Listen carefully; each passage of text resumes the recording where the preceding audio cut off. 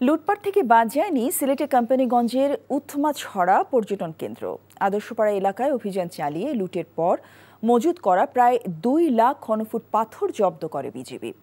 একই দিনে জৈন্তাপুরের শ্রীপুরে আনুমানিক 20,000 ঘনফুট পাথর ও 28,000 ঘনফুট বালু জব্দ করে প্রশাসন। বিজিবি জানায়, গত কয়েক বছর ধরে স্থানীয় কিছু অসাধু চক্র উৎমাছড়া থেকে অবৈধভাবে পাথর উত্তোলন করে আদর্শপাড়া গ্রামের বিভিন্ন স্থানে পাচারের উদ্দেশ্যে মজুত করে আসছে।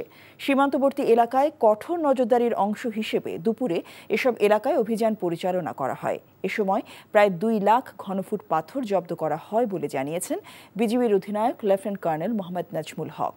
এর আগে সকালে প্রশাসন ও আইনশৃঙ্খলা বাহিনীর উপস্থিতিতে জৈন্তাপুর উপজেলার রাংপানি নদীতে জব্দ করা প্রায় 20,000 পাথর পুনঃস্থাপন করে প্রশাসন। জব্দকৃত প্রায় 28,000 ঘনফুট বালু উন্মুক্ত নিলামে বিক্রি করা হয়। জৈন্তাপুর উপজেলা নির্বাহী কর্মকর্তা জর্জ মিত্র চাকমার নেতৃত্বে অভিযানে উপস্থিত ছিলেন স্থানীয় প্রশাসনের এসিল্যান্ড, পুলিশ ও বিজিবি সদস্যরা। জড়িতদের বিরুদ্ধে তদন্তপূর্বক মামলা দায়ের করা হবে বলে জানিয়েছে উপজেলা প্রশাসন।